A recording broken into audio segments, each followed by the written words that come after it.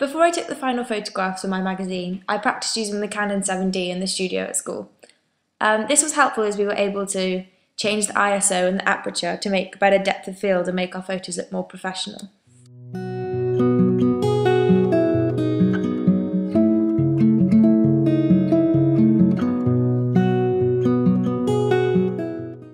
These are some photographs of me holding my photo shoot at school with Lisa using the Canon 7D. I first of all practiced with models and my media teacher to check that the lighting was okay and the ISO and the aperture looked how I wanted it to.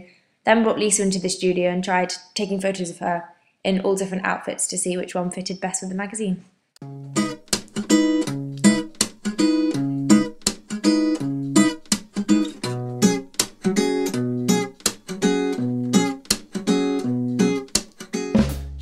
After taking over 400 photos with Lisa, we decided that our favourites were the one which Lisa was using her hands in the photo or had a funny expression on her face.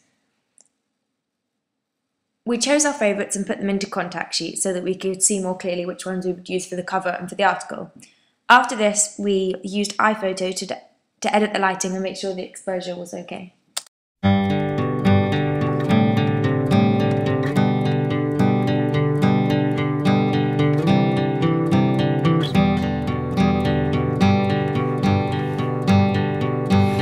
If you wanna come on down. After taking and editing my photographs, I put them into InDesign and was ready to make my front cover.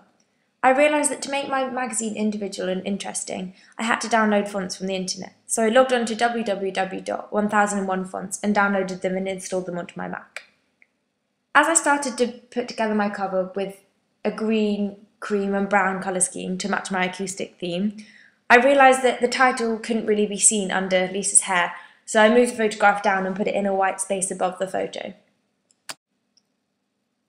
I started my article by first of all making the layout, putting in the photos of Lisa and the titles and the quotes down the side as well as the photo in the background, and then we're going to write my article to suit the surroundings and putting it into columns which would fit together. Although at one stage I had the photo covering the whole of the page, I felt that it looked more professional once it had been pushed in a couple of centimetres. I then added the page numbers and also the type of interview that it was in the top corner because I think this looks more like a real magazine. For the background image on my contents page, I used the cover photo from the Bombay Bicycle Club album because I thought this suited with the style featured I had in my magazine and also the genre of my music magazine. Because the photo took up half of the page and there was a white space underneath the photographs at the bottom, I thought this looked a little bit out of place, so I put a grey background on the background.